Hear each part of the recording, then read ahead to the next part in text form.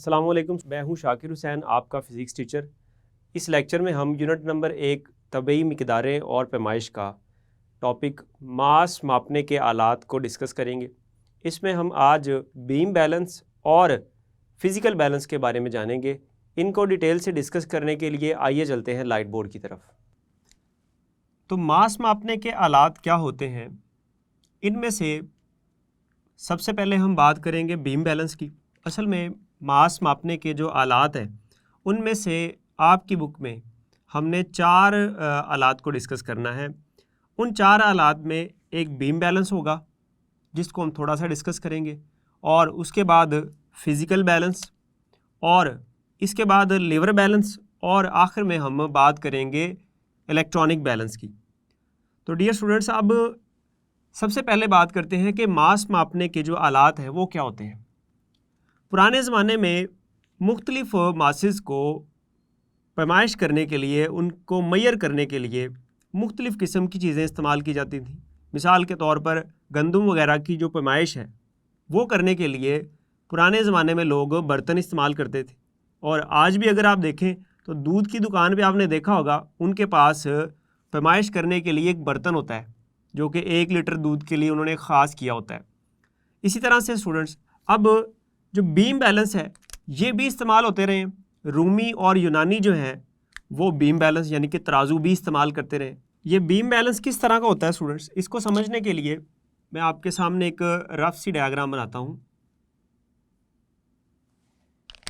ये एक हमारे पास बीम है, उसके साथ 2 पलड़े लगा दिए जाते हैं, और यहाँ पर एक बीम होती है।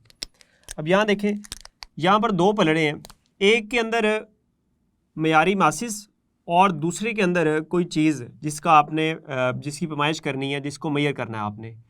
तो फ़र्ज़ करते हैं आम तौर पर जो बायां पलड़ा है उसमें वो चीज़ रख दी जाती है जिसकी आपने पैमाइश करनी है, और दाएं पलड़े में मयारी मासिस जो कि आपको मालूम होते हैं कि इनका कितना मास है वो डालकर इनको मतवाज़न किया जाता है। और अगर ये जो सुई आपको नज़र आ रही है ये सेंटर में, ये सुई अगर जो है स्टूडेंट्स ये बिल्कुल सीधी हो जाए, सेंटर पे आ जाए, तो इसका मतलब है कि जो बाएं पलड़े में जो चीज़ आपने रखी है वो दाएं पलड़े में रखे गए मयारी मासिस के बराबर है।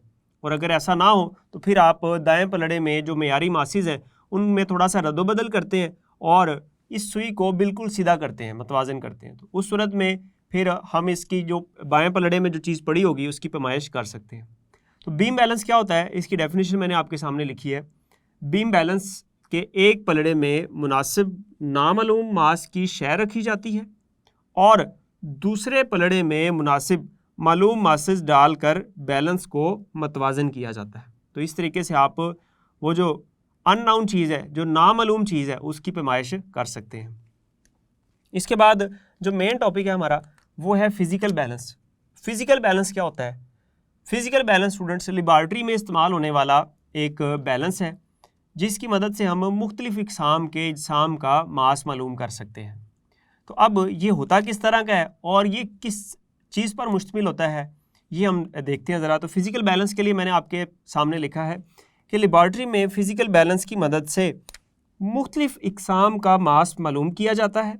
ये एक बीम और इसके दरमियान में लगे फलक्रम पर मुश्तमिल होता है जिसके दोनों सिरों पर लगे हुक की मदद से एक पलड़ा लटका दिया जाता है। तो ये आप देख सकते हैं, मैंने आपके सामने एक डायग्राम बनाई है। ये असल में डायग्राम है फ़िज़िकल बैलेंस की। किसकी डायग्राम है? फ़िज़िकल बैलेंस की। तो जो फ़िज़िकल बैलेंस की डायग्राम है इसको ज़रा समझते हैं। इसमें देखें, ये स्टूडेंट्स एक बीम है, ये आपको जो रेड नज़र आ रही है ये क्या है? ये एक बीम है, ये है एक बीम। इस बीम को इस एक पिलर के ऊपर, फलक्रम के ऊपर रख दिया गया है, ठीक है। अब यहाँ पर इस बीम के दोनों सिरों पर 2 पलड़े यानी कि पैन भी आप इसको कह सकते हैं। एक ये पैन है, ये वाला, मैं इसको कह देता हूँ पैन, और ये एक दूसरा पैन है। तो 2 पैन लटका दिए जाते हैं किसके साथ? इस बीम के दोनों सिरों के साथ। उसके बाद ये किस पर मुश्तमिल होता है? ये इसका प्लेटफॉर्म है, ठीक है। ये ऐसे जैसे आप बेस समझ लें, ये इसकी बुनियाद है जिसके ऊपर ये पड़ा हुआ है। तो ये प्लेटफॉर्म है इसका, और इस प्लेटफॉर्म के साथ ये नीचे स्क्रू लगे होते हैं, ठीक है। इनको हम कहते हैं लेवलिंग स्क्रू। क्या कहते हैं? Levelling screw. तो एक ये लेवलिंग स्क्रू है, ये है, और आमतौर पर 4 लगे होते हैं चारों कॉर्नर पर, ठीक है। तो ये लेवलिंग स्क्रू लगे होते हैं, और इसके दरमियान में एक रेस्टमेंट नॉब लगी होती है। इसको क्या बोलेंगे?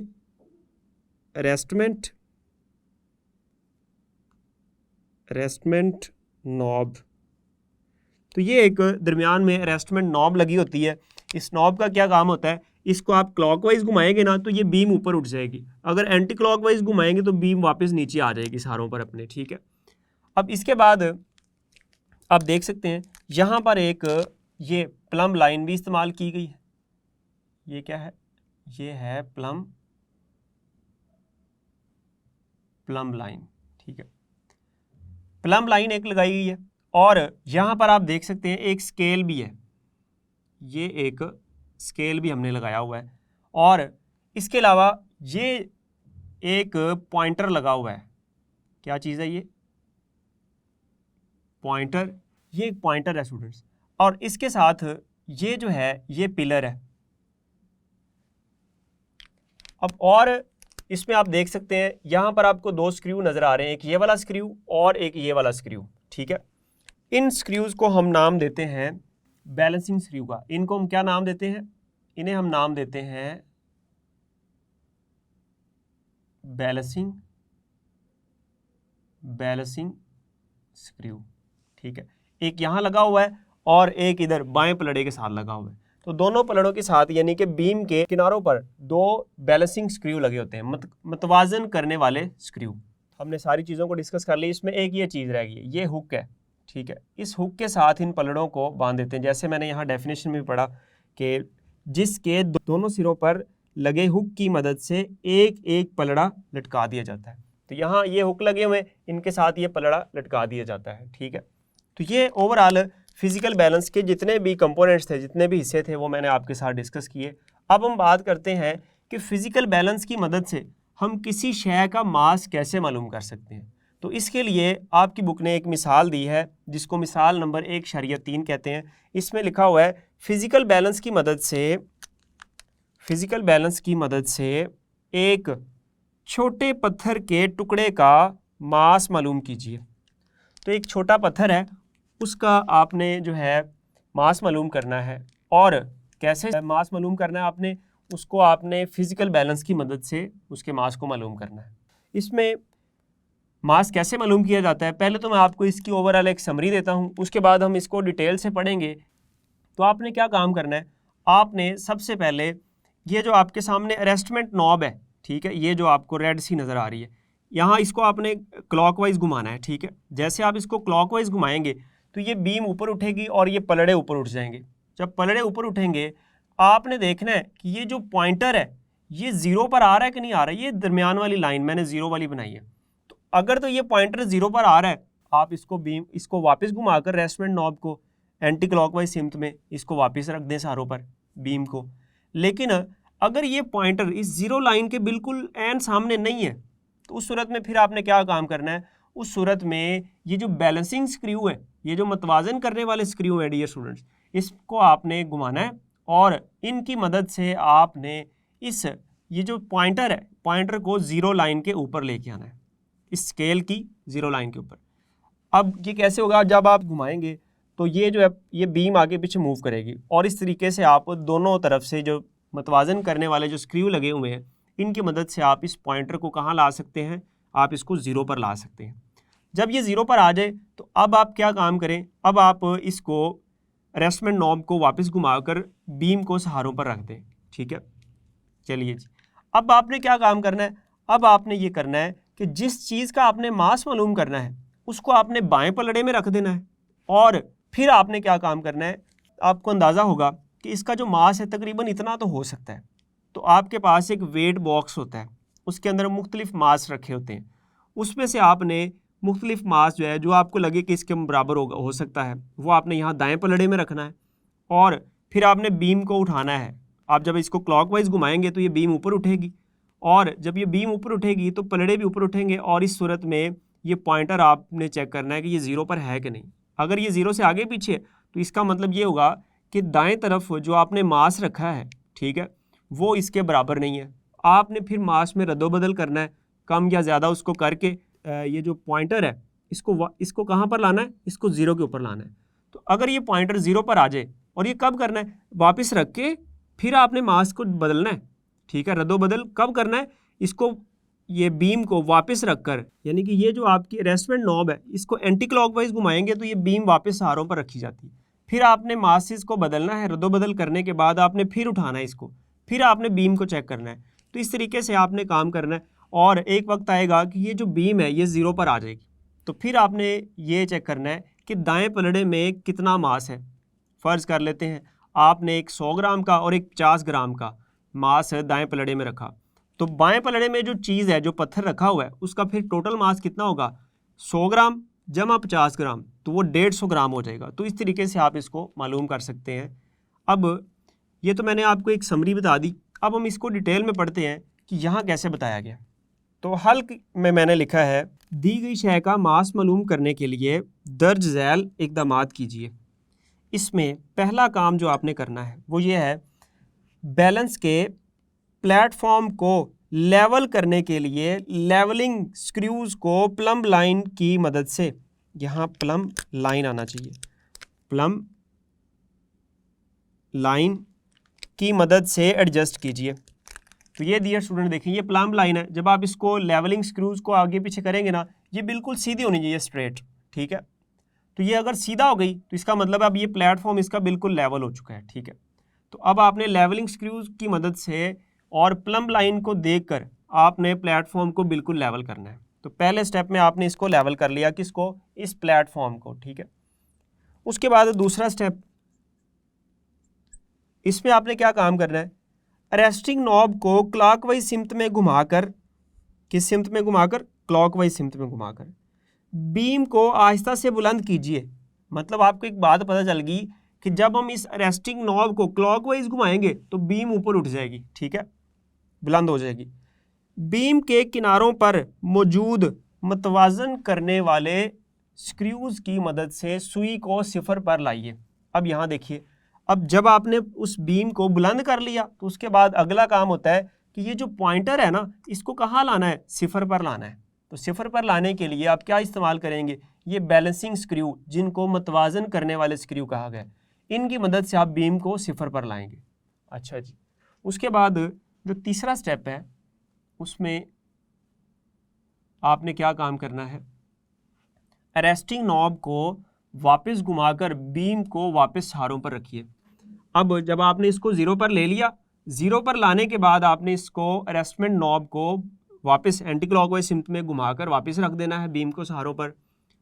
दिया गया पत्थर का टुकड़ा बाएं पलड़े में रखें, ठीक है। किस पलड़े में रखना है, बाएं पलड़े में। अब बाएं पलड़े में क्यों रखते हैं, ये अक्सर सवाल भी पूछा जाता है कि जो पत्थर का टुकड़ा या कोई शय है फिजिकल बैलेंस में बाएं पलड़े में क्यों रखी जाती है। तो वो इसलिए रखी जाती है क्योंकि हमने आमतौर पर लोग दाएं हाथ इस्तेमाल करते हैं, तो बाएं पलड़े में आपने चीज़ रख दी। अब दाएं पलड़े में आपने मेयारी मासिस को बदलना होता है, तो वो रद्दोबदल करना आसान होता है, ये एक रवायत है, ठीक है। दाएं पलड़े में भी रख के किया जा सकता है, लेकिन जब हम बाएं पलड़े में किसी शय को रखते हैं तो दाएं पलड़े में मेयारी मासिस को बदलना आसान हो जाता है। तो ये कन्वेंशन है जो आज चली आ रही है, रवायत है एक, ठीक है। इसके बाद जो चौथा काम आपने करना है वो ये करना है, वेट बॉक्स में से मुनासिब मेयारी मास दाएं पलड़े में रखिए। अब मेयारी मास कहाँ रखने, दाएं पलड़े में, ठीक है। इसमें मास रखेंगे आप, कौन से, मेयारी मास। और इसमें इस पलड़े में आपने क्या रखना है, इस पलड़े में आपने रखना है पत्थर के टुकड़े को। तो इसमें पत्थर का टुकड़ा आ गया और दाएं पलड़े में आपने मेयारी मास रखने हैं। बीम को उठाइए। अब आपने बीम को इस अरेस्टमेंट नॉब की मदद से इसको क्लॉकवाइज घुमाएंगे तो बीम ऊपर उठ जाएगी। अगर सुई सिफर पर ना हो तो बीम वापस रखिए। लें जी, अब आपने बीम को उठाया, अगर तो सुई सिफर पर आ गई है तो फिर तो कमाल हो गया। जो बाएं तरफ आपने चीज़ रखी है वो दाएं तरफ मयारी मासेस के बराबर हो जाएगी, यानी कि उसका मास दोनों का बराबर हो जाएगा। लेकिन अगर ये सुई सिफर पर नहीं आती तो फिर क्या करेंगे, फिर उसको वापस रखें। अब क्या काम करें, अब पांचवा काम आपने ये करना है, अब दाएं पलड़े में मौजूद मयारी मास में मुनासिब रद्दोबदल कीजिए ताकि सुई बीम बुलंद करने की सूरत में सिफर पर रुक जाए। ठीक है, अब आपने इसमें मयारी मासेस का रद्दोबदल करना है, कम या ज़्यादा उसको करना है, और इस तरह से करना है कि अब जब आप इसको दोबारा उठाएं ना, यानी कि क्लॉकवाइज घुमाकर बीम को दोबारा उठाएं, तो अब ये जो सुई है ये कहाँ आ जाए, ये बिल्कुल सिफर पर आ जाए। ठीक है, अब फिर जो आपने आखिरी काम करना है वो क्या करना है, उसमें आपने दाएं पलड़े में मौजूद मयारी मास नोट कीजिए, इन सब का मजमुआ बाएं पलड़े में मौजूद शय के मास के मुसावी होगा। अब क्या काम करना है, अब आपने जो दाएं पलड़े में जो आपने मास रखे हैं मयारी मास, उन सब को उनका मजमुआ चेक कीजिए कि वो टोटल कितने हैं।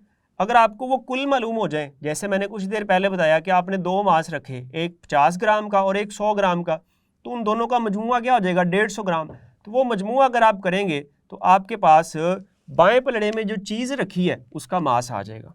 तो ये ओवरऑल पूरा तरीका था कि फ़िज़िकल बैलेंस को कैसे इस्तेमाल किया जाता है, और उम्मीद आपको ये बात समझ भी आई होगी कि कैसे इस्तेमाल करते हैं। अब फिज़िकल बैलेंस के हवाले से एक मुख्तसर मशक है, उसमें 2 सवाल पूछे गए हैं आपसे। तो ये पूछा गया है, पहला सवाल मैंने आपके सामने लिखा है, फ़िज़िकल बैलेंस में लगे मतवाज़न करने वाले स्क्रूज़ का क्या मकसद है। तो फिज़िकल बैलेंस में ये मतवाज़न करने वाले जो स्क्रू हैं इनका क्या मकसद होता है। तो इनका मकसद हमने पढ़ा नहीं है अभी। देखिए यहाँ देखें स्टूडेंट्स, ये दूसरे पार्ट में जब मैंने आपसे कहा कि रेस्टिंग नॉब को क्लॉकवाइज सिमत में घुमाकर बीम को आहिस्ता से बुलंद कीजिए।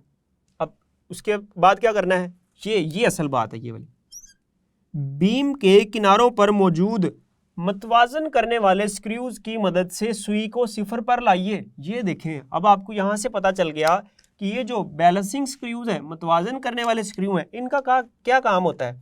इनका ये काम होता है कि इनकी मदद से हम ये जो सुई है इसको सिफर पर लाते हैं। ठीक है, तो इनका क्या काम होगा, आप यहाँ से लिख सकते हैं, बीम के किनारों पर मौजूद मतवाजन करने वाले स्क्रू की मदद से सुई को सिफर पर लाया जाता है। तो यही इसका जवाब है, बस इसमें कोई रॉकेट साइंस नहीं है। अब दूसरा सवाल क्या है, दूसरा सवाल है किस पलड़े में शय रखी जाती है और क्यों। तो अभी मैंने आपको स्टूडेंट्स बताया कि बाएं पलड़े में शय रखी जाती है और क्यों रखी जाती है। इसका जवाब ये है कि ये बाएं पलड़े में जब हम चीज़ रख देते हैं तो दाएं पलड़े में मासेस का रद्दोबदल करना आसान होता है। और दूसरी बात हम ये कह सकते हैं कि ये एक रवायत है, ऐसा शुरू से चलता आ रहा है, तो अमूमन फिर यही किया जाता है और इसमें कोई और ऐसा मकसद नहीं है। आप दाएं पलड़े में भी रख के कर सकते हैं, लेकिन चूंकि दाएं पलड़े में मासेस का रद्दोबदल करना आसान होता है तो इसलिए हम बाएं पलड़े में शय रखते हैं और दाएं पलड़े में मयारी मासेस को रखते हैं। डियर स्टूडेंट्स, इस लेक्चर में आपने मास मापने के आलात में से बीम बैलेंस को और खुसूसी तौर पर फिज़िकल बैलेंस को बड़ी डिटेल से समझा और उम्मीद है आपको ये लेक्चर समझ आया होगा। अगले लेक्चर में जल्द मिलेंगे, तब तक के लिए अल्लाह हाफिज़।